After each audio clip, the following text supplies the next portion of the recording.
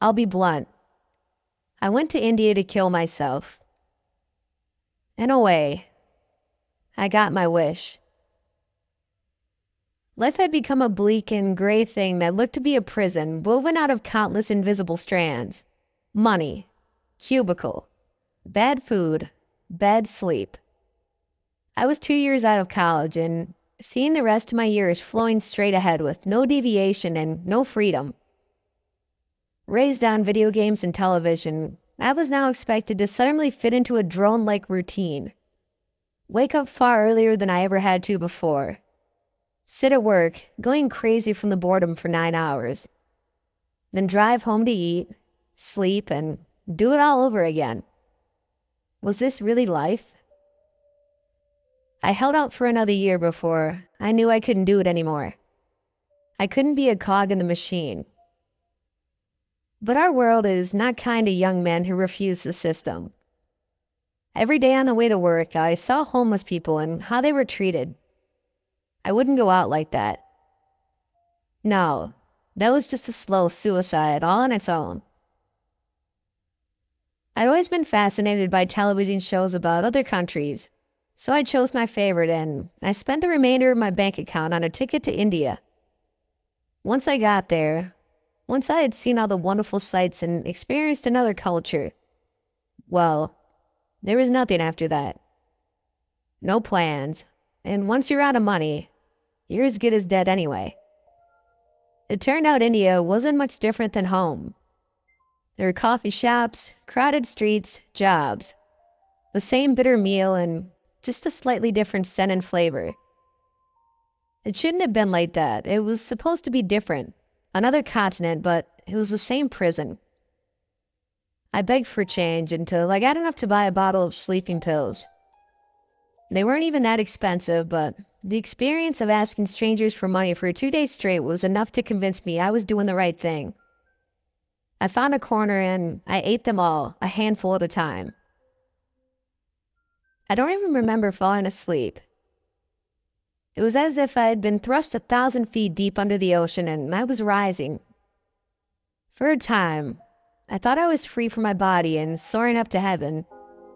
But instead, I burst up out of the waters of Lethe and banged my head into wood. A bunk bed? No. My arms were sore and tingly from disuse, but they still listened. My half-numb fingers found a rough surface about 2 inches above my face. It was dark. Why was it dark? And why was it so hard to breathe? I began trying to flex my legs, but they didn't want to move. I managed to curl my toes after some effort, and then the pain in my thighs and ankles seared into my awareness. My legs were bent and must have had poor blood flow for quite some time now. I clenched my fists against the pain and just remained like that until the pain finally passed. After that, I tried to stretch, and the truth hit me. I was curled up in a small wooden box. But why and where? I pressed against the sides of the box, but I felt absolutely no give. It was a poor quality wood with very little strength, which meant something had to be blocking it on the other side. And that meant, oh God. The bottle of sleeping pills must have nearly killed me, but not completely. It must have thought I was dead. They buried me alive. I was lucky to even have a box, really. As a foreigner, as somebody with no money, had someone put me inside it as an act of kindness? If they had just thrown me in the pit and buried me, I would have been dead already. The logic didn't seem to help the panic back for more than a few seconds. I began screaming and beating at the thin wood with all my strength. Bits of dirt sifted down from above, but I kept attacking the wood until it began pouring down like the grains in an hourglass. The air was stale and I was suffocating, but I had no better plan. I would either die now or find... Yes! They hadn't buried me deep at all. Maybe a few inches. Sunlight. I could see sunlight. And air. Air flowed in. Oh my God. The sweetest breath despite the choking dirt in the air. I screamed for help. But there was no reply. Was I in some sort of graveyard? Of course, I had to be. My shout had to be in reality a small whimper, but nobody would ever hear it. I waited and didn't hear anyone. Every so often, I would shout as loud as I could. The light outside dimmed and went dark, and then reappeared over the course of a cold night. That morning, it began to rain. A little bit of water trickled down, and I drank as much as I possibly could. The box creaked as the dirt above grew heavier, and I was forced to roll onto my back and prop up the weak roof with my knees. I wasn't strong enough to bash my way up, but it could certainly fall in on me and crush me if I didn't do this. How do I convey what it's like to be buried alive? Every story I've read or movie I've seen focuses on the initial terror of waking up underneath the earth forgotten. That passed quickly. The era after that was an endless one of waiting, thinking, and guessing. Do I shout now? Do I wait? Do I conserve my strength and try to break up through the surface when the dirt dries out? I hope it doesn't rain so the earth will dry, but I hope it does rain so I won't die of thirst. But I also hope it doesn't rain too hard or I'll drown. And always, always, always, the box is present, like part of your body. No matter what position you choose, you can feel every single side of it. It's right there with you, like a shell, like a second skin. You come to know every knot and grain in the dark. You even repair it and prop it up with your own strength, even though it's the damn thing that you were trapped inside. The box is death, but the box is also life. For 2 days, it didn't rain. Then, right about noon, judging by the initial brightness of my sole beam of light, a new darkness joined me in the box. I thought someone had walked over my grave and I began to shout, but no, it was a thunderstorm. I prayed. You bet I prayed. I'd never been a religious guy before, but please, please, I said, please keep this rain to a light drizzle.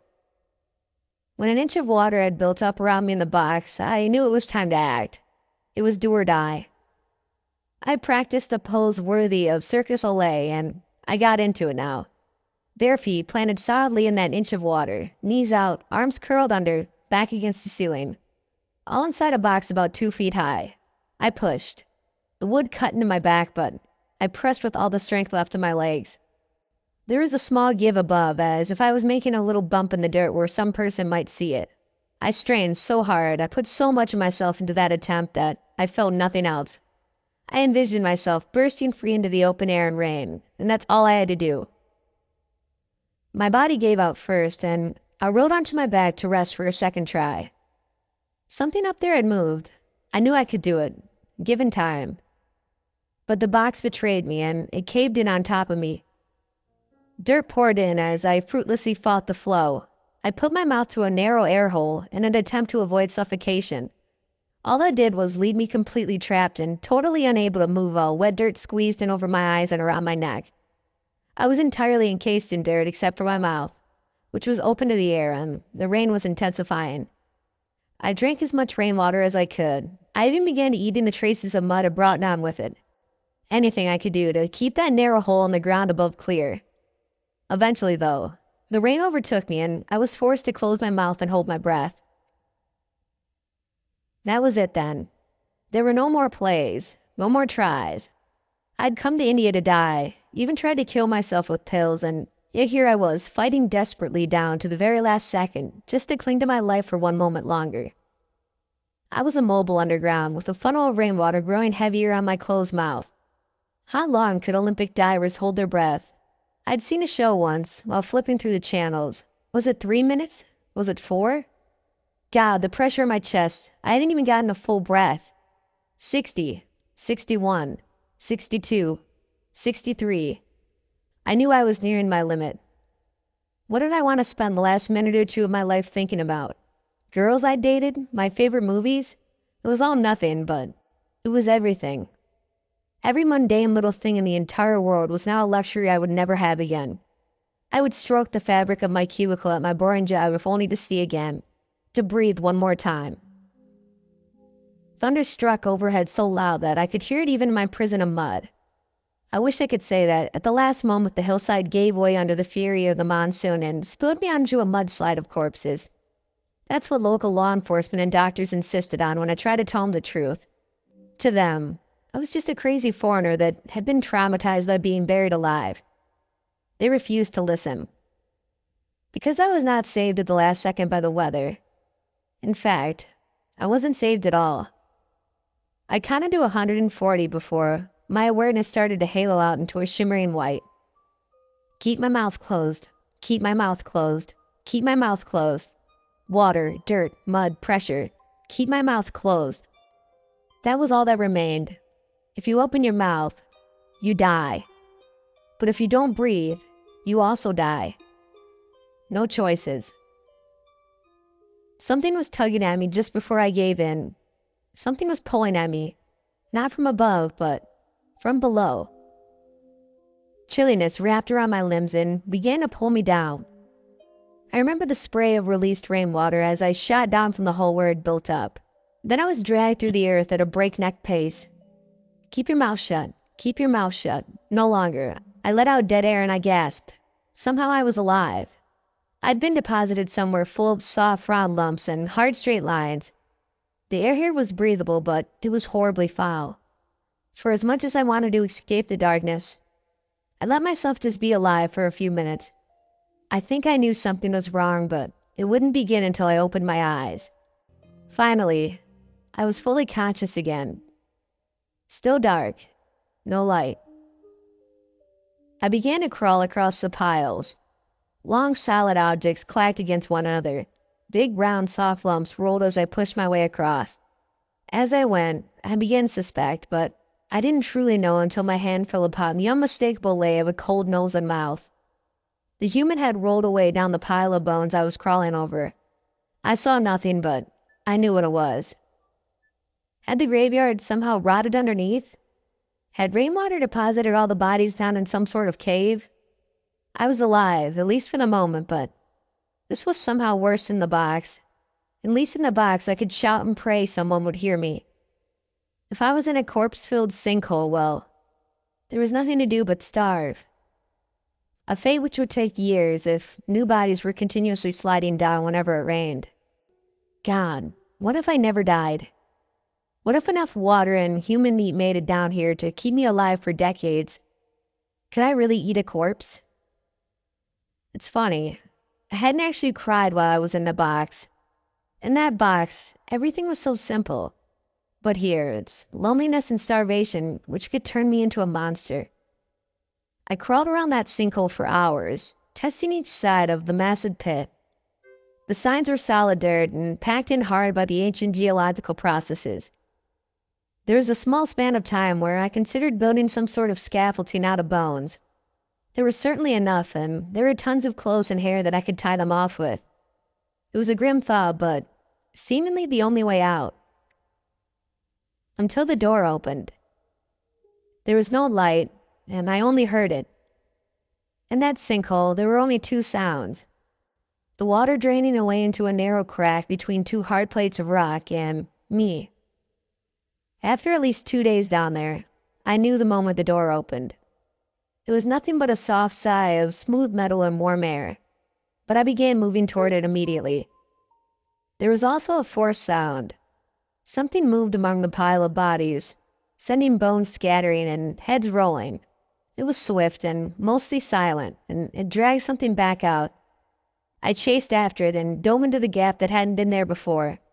I got inside before it closed. Metal. Warm metal. It was still pitch black out, but I could feel the smooth, warm metal under my hands. A maintenance shaft, I guessed? But for what? Had some animal found a grate in the sewers and given me my escape? I felt behind me, but the door was solid metal. Not a grate and covered with unfamiliar sleek patterns. Checking, I found that I could push it open if I wanted to.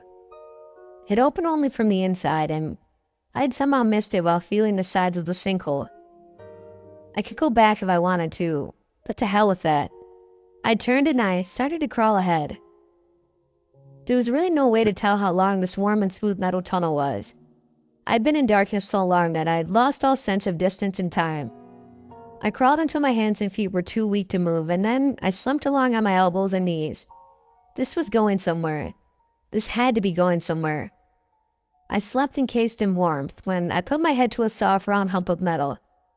I could hear the rising and falling humming, as if everything around me was alive, asleep and breathing softly somewhere deep and distant.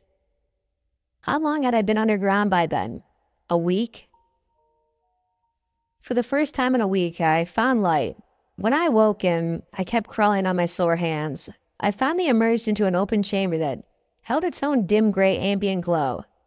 As happy as I was to finally see again, and even then, only the barest unknown darkness that any normal human eye would have seen in pitch black, had they not spent a week underground craving light.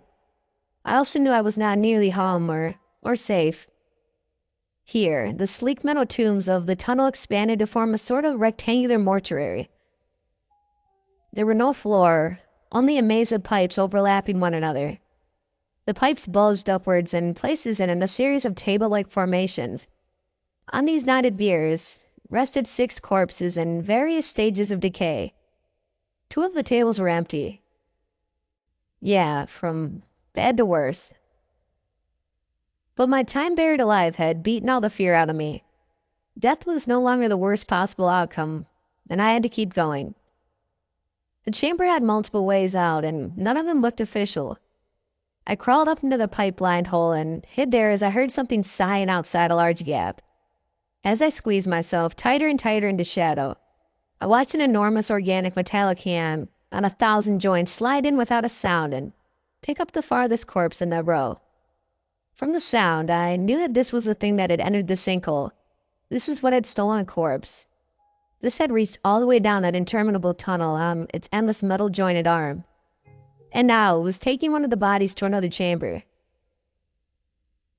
Creeping by the dim ambient glow, I moved down the subtly pulsing tunnel beyond, following the arm as it receded into gloom. It was dangerous, and my heart threatened to pound through my ribcage, but I had nowhere else to go. I only barely caught my breath as I came face to face with a human skull. I nearly screamed. Set in the wall. No, it was part of the wall. It gaped with open eyes at nothing. Tubes of a dozen different varieties, all smooth chrome, had entered it through the ears and mouth and spinal cord area. The ends of those connections gleamed as spikes and fluid carriers. Had they once connected to something? Moving on, I followed the curve of the wide metallic cave until I reached what looked like 2 twin operating rooms. A steel bush of microarms hovered over a pipe bulge bare within each room, picking and clawing at a corpse on each table. Wait, no, it wasn't picking at it. I crept closer, wary of that greater arm that had deposited the left body and then departed somewhere. The body on the left table was long decayed, but tiny claws and surgical instruments on arms between 6 and 10 feet long appeared to be dipping into a wide bath in the floor. It was filled with random pieces of human flesh and then carefully applying those pieces to the skull of the dead patient. I slipped and tumbled into the room, nearly sliding into the vat of flesh, but gripped warm metal at the last second. Had I been caught? No. The surgical arms never even so much as slowed. They didn't care about me at all. I hugged the wall, knowing the same might not be true for that bigger arm.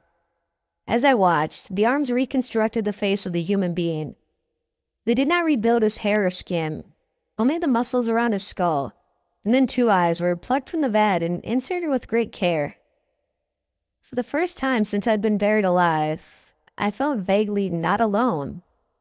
Although the eyes just stared straight up, they had no eyelids and, as yet, no muscles to move them. What were these machines doing?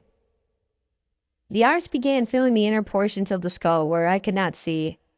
Then they flittered quickly down the table, piercing together a spine and the core of a nervous system. Between the ribs, the next things they fused together were 2 different lung sacs from the vat. A small arc of electricity shocked the heart placed in between them. The head, lungs, heart, and ribcage in the table began screaming. Loud echoes of terror and shock radiated out from our organic metal surgery room. I froze in absolute terror for an eternal moment, and then I jumped forward. I hissed, "Shut up, it'll hear you." The muscle-bound skull could not move, but the eyes sitting within did. Ever so slowly, those irises focused on me. Its windpipe moved visibly between its skull and septum. Its lens contracted with effort, and it said something in Hindu. I put a finger to my lips. Shh.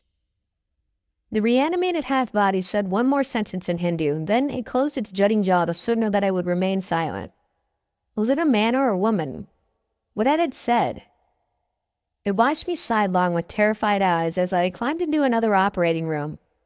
The same thing was happening there, but the process was not far along. The machines here were pulling from the vat filled with bone fragments and rebuilding a spinal column below a cracked skull. I must have rocked back and forth for a solid minute, as insanity of what I was seeing overwhelmed me. What the hell was this? I must have gone insane. I was still in that sinkhole. No. Whenever I turned and looked over my shoulder, I could see those horrified muscle-ringed eyes watching me, hoping I would do something. The surgical arms continued their work, adding more nerves and pieces of a circulatory system. The arms had seen fit to ignore me so far, but it was too dangerous to interfere with their work.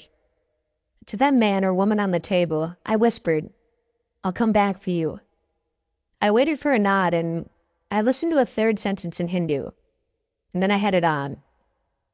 I repeated the foreign syllables in my mind, hoping to memorize them and translate them later if I ever saw civilization again. Who knew what terrible secrets the reanimated man or woman had seen?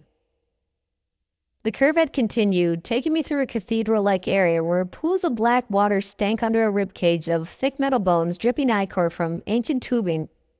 The light here was still barely perceivable and so thin that I had to move my head back and forth to make out shapes. But it was definitely shifting from gray to blue as I climbed across the vast valley. At no place and no junction were there ever signs, text, or floors to stand on. Nothing about this place was for humans. I wasn't even sure if I was on the bottom, per se, as there were no difference between floors and the ceiling. Or indeed, even the walls. The whole place could have been upside down or at an angle for all I knew. There was no intended orientation at all, and it all had grown haphazardly. Because grown had to be the right word. The metal conduits were warm and alive, and I couldn't find a single seam or welding mark. Perhaps a cave system had already existed here and a horrible seed of some sort had grown to fill it over the centuries. Or perhaps I was inside an enormous demon skull even now as I slept inside the earth and this was simply its body. The world was farce and this defied everything I'd ever known. Legs. The next vast chamber held hundreds of pairs of human legs jutting from the walls. Not for me. This chamber was not for me. It was too much. The mind cannot face some things. I climbed upwards, ever upwards, deeper into blue light. At the apex, the most excruciating dark blue light somehow sharp and dull at the same time. I found an oval room hosting a dozen odd dark devices and a face set in the wall at the end. It was the face of a woman, and her eyes were closed. Tubes and conduits connected to her bulging head as I'd seen in that skull before. And my mind began to grasp something about the nature of this place. Aging, growth, change. I couldn't explain it in words, but the dark spirit behind those closed eyes. I knew that if she happened to wake and look my way, I would suffer a fate 10,000 times worse than death. The next ramp laid behind her.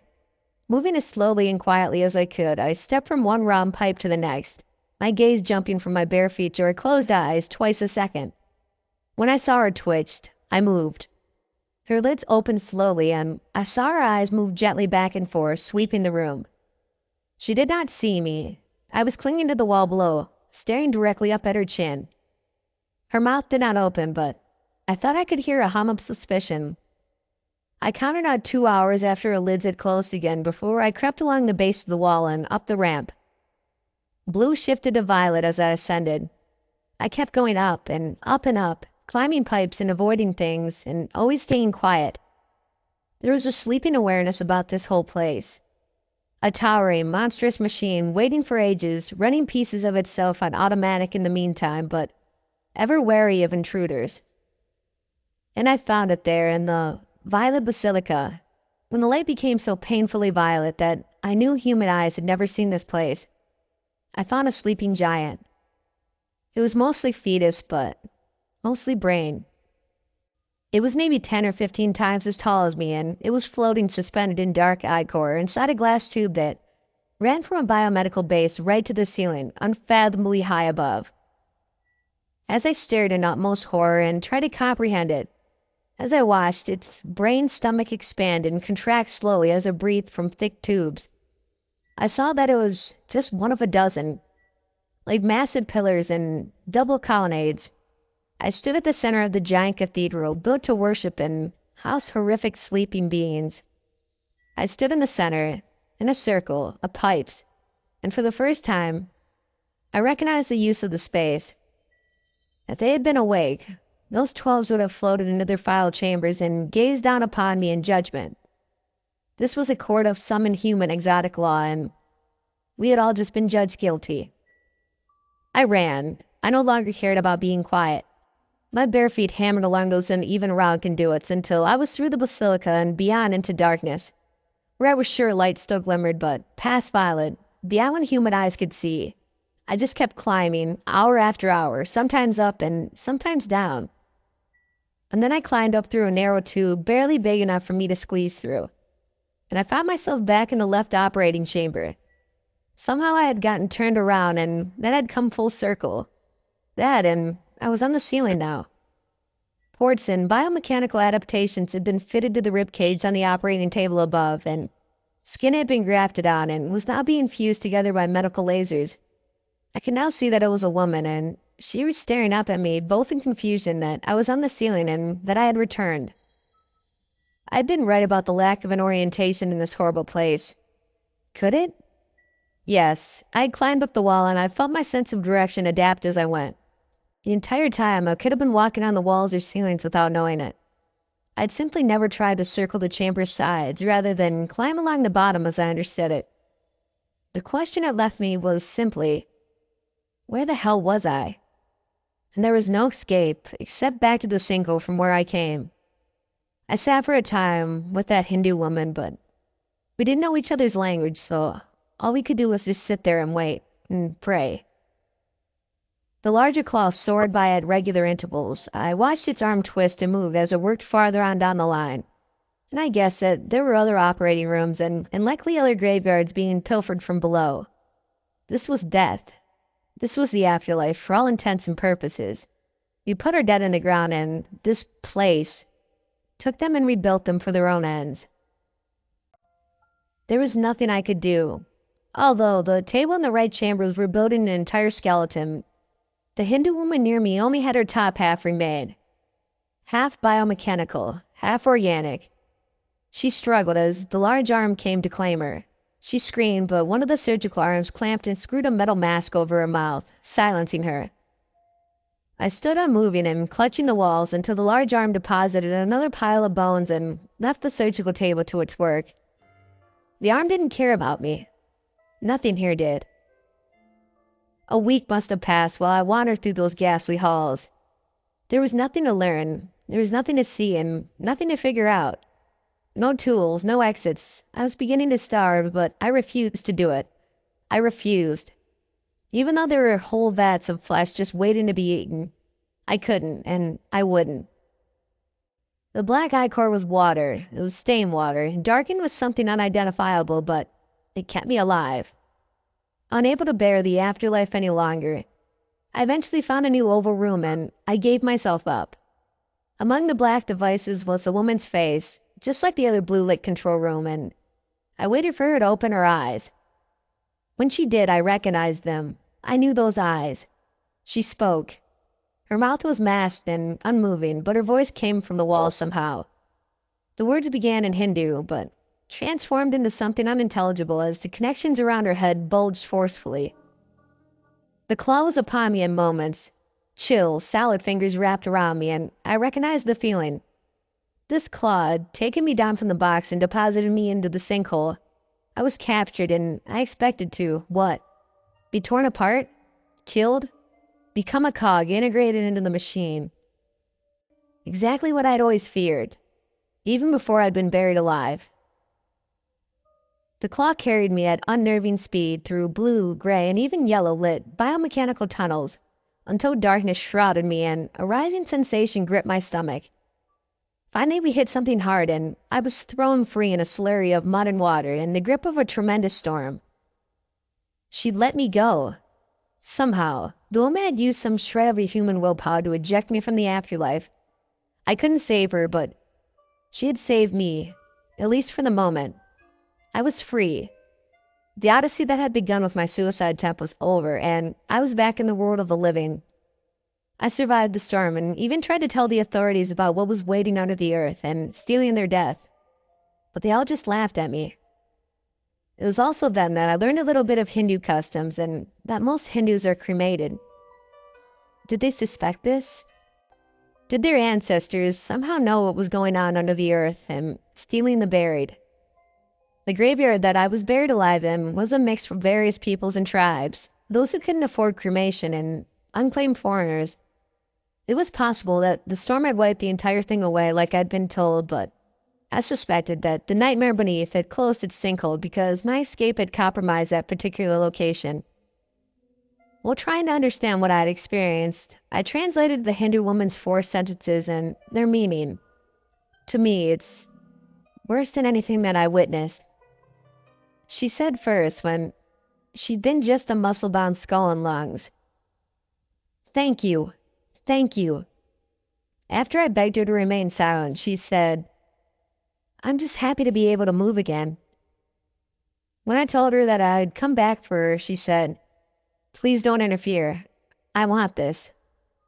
And when I'd finally seen her as a part of that nightmare, as a face set on the wall and gagged for eternity, speaking only through biomechanical means, she'd said, "When we die, we stay where we lie. Our bones, our dust, remain aware for all time. This place is trying to help us. They are trying to help us. Though they do not understand us, we know them.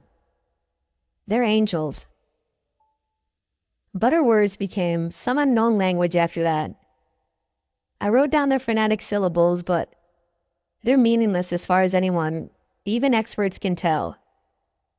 And I'm left with the horror of knowledge, the hunting paralysis born of what I've seen and heard, from the mouth of something who had died and then rebuilt. When we die, we stay where we lie. Our bones, our dust, remain aware for all time. Suicide is not the last thing on my mind. We must survive for as long as we can, no matter the cost, each and every single one of us. For death is not the end. No, death is just the start. The beginning of a lonely agony that will never end. Ever end, no matter how badly you want it. I thought being trapped in a box for a few days was bad, but now I know that death is worse. Now I travel from graveyard to graveyard, looking, hoping, begging to find that underground nightmare once more. I beg to be a part of the machine, a part of hell. I would make a deal with the devil, or worse, with those sleeping beings in the violet basilica.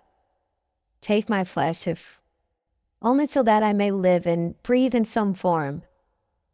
For death is without hope and without peace. Death has no escape and no air holes, no cramped limbs, no shouting for rescue. Death is being buried alive with nothing but your thoughts. Forever.